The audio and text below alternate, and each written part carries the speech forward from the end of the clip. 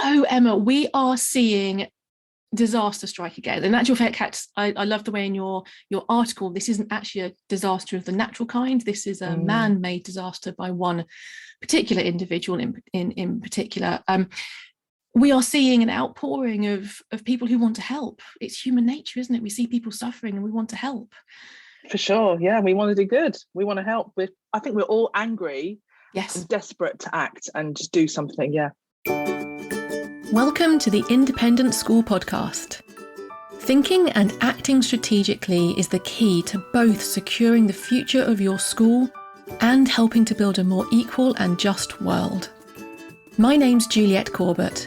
I'm a consultant, speaker and facilitator specialising in helping independent schools. In this podcast, I translate tried and tested strategy and fundraising techniques into a language that works for schools.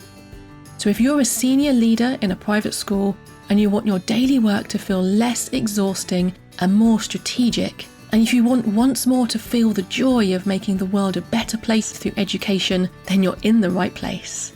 Welcome, and let's get started on this week's episode. Hello, and welcome to this second episode in our mini-series about how to respond to the invasion of Ukraine. And in this episode, we are focusing on how we can help the people who are being directly impacted by this horrendous war. Now, as I knew I wanted to cover this, I also wanted to bring in a voice, a very experienced voice from the not-for-profit sector, the much wider charity sector. So I'm joined in this conversation today by Emma Insley. Now, I've known Emma for some time and I've really respected the work that she does. She is an international consultant and trainer, and she helps charities and social enterprises to achieve a sustained impact by really honing their ability to monitor, evaluate, and measure their impact so that they can then communicate that to their potential donors and funders and as well improve their own services. She's got a great depth of experience across all different fields of the charity sector, and her clients have included World Animal Protection, Surfers Against Sewage, Young Lives versus Cancer and Parkinson's UK. Now, I've known Emma for some time, and just about a week ago now, one of her social media posts came up on my feed and it really caught my attention, because what I had been doing at that point was, yes, I was making a financial donation to the charities who are trying to help those people in Ukraine, but I was also in the process of packing up a box of clothing and blankets to send out through a local appeal, a network of people who was working on a van load that was going to Poland to help the people of Ukraine. And it felt like I was doing something good. And as I read the post and the article that Emma had written, I will link to that article in the episode notes here so you can look at it directly yourself. I realized that maybe I wasn't acting as responsibly as I should be, as rationally as I should be. And it's made me question not the motives of people who are trying to help by boxing up gifts in kind. The motives are absolutely from the heart, trying to help the people of Ukraine. But when we turn on our rational brain, we think through how that actually impacts on the ground. And Emma's point of view about how we should be focusing on giving financial donations rather than gifts in kind really resonates with me. Now, I know that schools are taking different approaches on this. There is no complete right or wrong, but this is a point of view that I would like you to consider as you are planning how your school is going to respond to this crisis. Before we dive into the detail, I wanted to let you know about a free resource I've created to help you prepare your school for the coming economic impact of the invasion of Ukraine. It's a checklist of things you need to think about and take action on now, and it's designed to prompt strategic conversations around the issues that actually matter. You can download your free copy at www.consultjuliette.co.uk/checklist. Okay, now let's continue with this week's episode. So hello, Emma, and welcome to the Independent School Podcast. Thank you. Welcome. Hello. So, Emma, we are seeing disaster strike again. In actual fact, I love the way in your article, this isn't actually a disaster of the natural kind. This is a man-made disaster by one particular individual in particular. we are seeing an outpouring of people who want to help. It's human nature, isn't it? We see people suffering and we want to help. For sure. Yeah, we want to do good. We want to help. I think we're all angry Yes. and desperate to act and just do something. Yeah. Yeah, absolutely. And what I find really interesting, so when I was starting to see my social media fill up with not just kind of requests for money donations, but requests for things, gifts in kind, winter clothes, blankets, etc., I responded. I packed up a box and sent it off. In fact, a couple of boxes, both to Poland and to Romania. And then I saw your post on LinkedIn, was where I spotted it first, and your article where you're talking about the fact that that's not such a great idea. And I have to admit, I didn't know about this, but I'm fascinated to talk to you on the podcast so that schools can understand why giving kind of stuff in these crises isn't actually a great idea. Tell me your thinking behind this. Yeah, well, I think it really helps actually to frame it as stuff, actually, because not a lot of it is exactly what is needed at the time. And so first of all, the Polish government said on the 1st of March, please do not send any more gifts in kind, i.e. stuff. Please send donations to registered humanitarian agencies. And the reason for that is it typically clogs up the disaster or the humanitarian response. So if you just sort of take a moment to think about it, and the first thing I would suggest that schools do is and heads do is just detach themselves from those feelings, because actually I think we need to take a very logical decision about this, and think about like how we can make the biggest difference. Yeah. So when you detach yourself from those feelings, which I understand is like, it's a hard thing to do, because I'll be honest with you, Juliet, I've been there as well. I packed up my stuff to go to Calais some time ago. Yeah. But this is why I won't ever do that again. So as I say, the Polish government has said no more because it really disrupts the humanitarian relief. So if you just take a moment to think about the time, the cost and the effort of transporting all of this stuff, like 1,000 miles, is it? I don't know, something like that. Yeah. All of the border checks that are required, that it has to go through, bearing in mind there is no longer free movement of goods from the UK to the EU. So there has to be accompanying paperwork. I am hearing stories, not verified, of vans being sent back because they don't have the correct paperwork and because there's not a monetary value to those goods being exported necessarily. And then think at the other side. So there's, the volunteers and the officials are, trying to provide that humanitarian relief. And meanwhile, they have to unload vans, store the stuff, sort it, and then distribute it. When all of that stuff has, like within the first few days, was given typically, I think, by those more local border countries. And so, there's definitely, I've seen a lot of news coming out of Ukraine and Poland to say, we don't need any more clothes, for example. And so all of that stuff then becomes surplus to requirements and a challenge to store.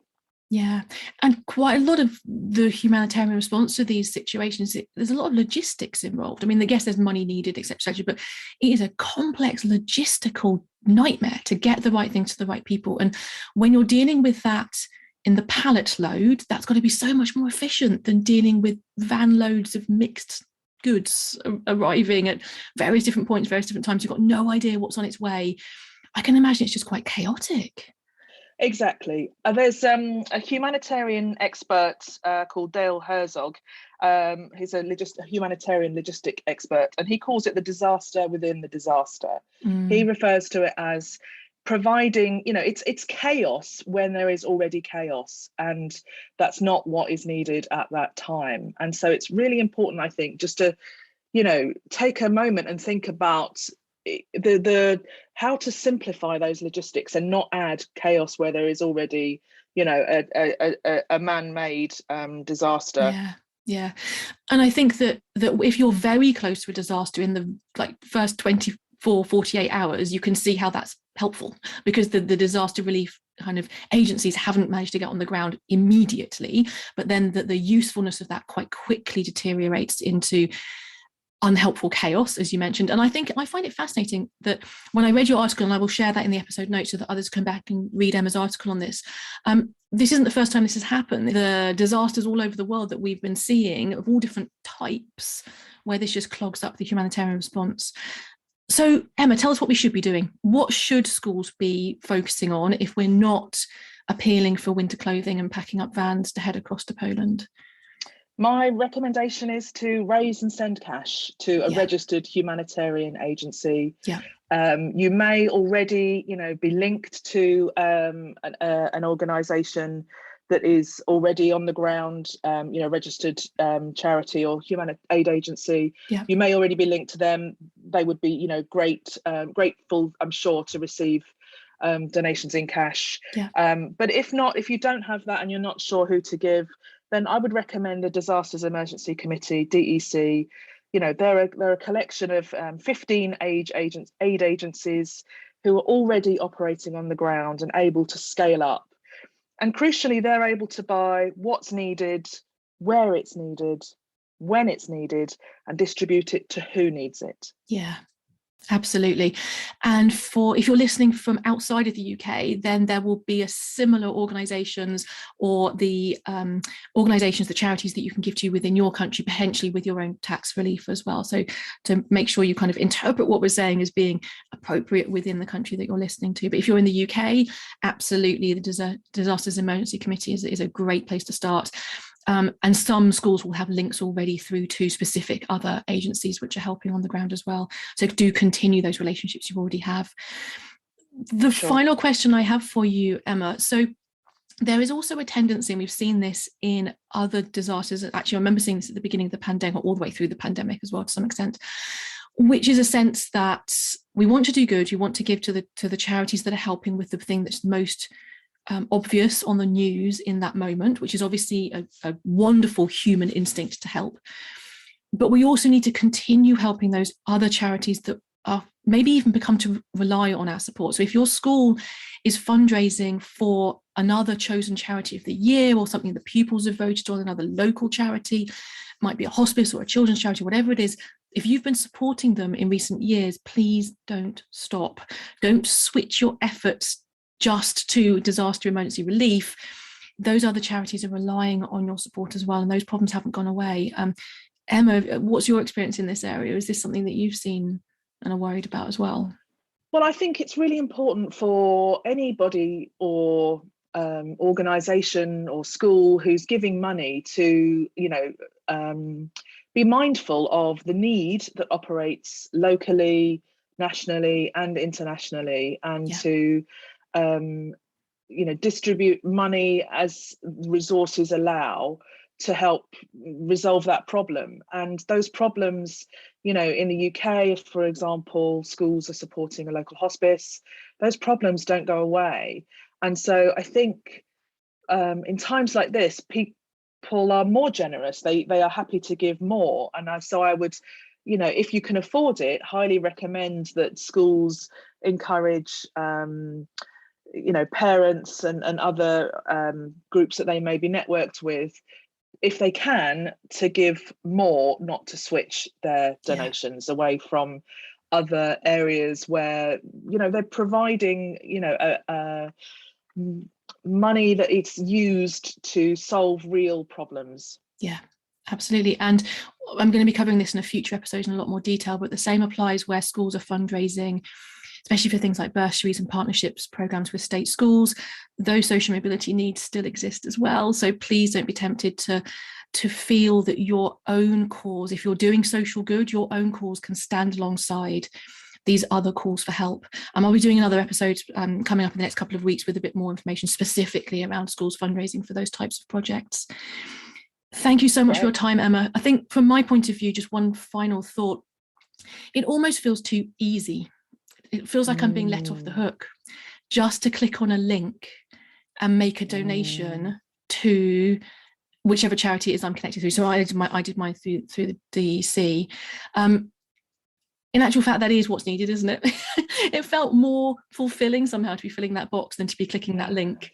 Is that human nature, do you think? I think it is. And I've actually, I've had a great response from my post and my blog. Yeah. And the thing that I hear most is it feels somehow impersonal to give money to a large humanitarian organization. Whereas if you're giving your coats that maybe that your children are wearing, and you remember them in those coats, and you then imagine people, refugees fleeing war in Ukraine wearing those coats, and you have that association in your mind. And this is where, I said earlier on, I think it's important to somehow, if we can, detach those feelings of those feelings attached to that stuff from the desire to do good, because we can do more good, have a much bigger ripple effect, helping so many more people by giving cash donations. And so it is human nature, but I would just wholeheartedly encourage people to think about donations based on the need, not how it makes us feel. So the donation is triggered by an emotional response in ourselves. Then we switch our rational brain on to decide how we can have the best impact, and then act on that. Thank you so much, Emma. It's been fantastic to have you with us here today. Thank you for your time and your advice. You're welcome. Thanks, everybody. Thanks for listening to the Independent School Podcast, the podcast that helps senior leaders in private schools to think and act more strategically, both because they want to secure the future of their school and because they want to help build a more equal and just world. You can listen in everywhere that podcasts are available. And if you want to catch up on previous episodes or follow any of the links that I've mentioned today, just head over to www.consultjuliet.co.uk/podcast.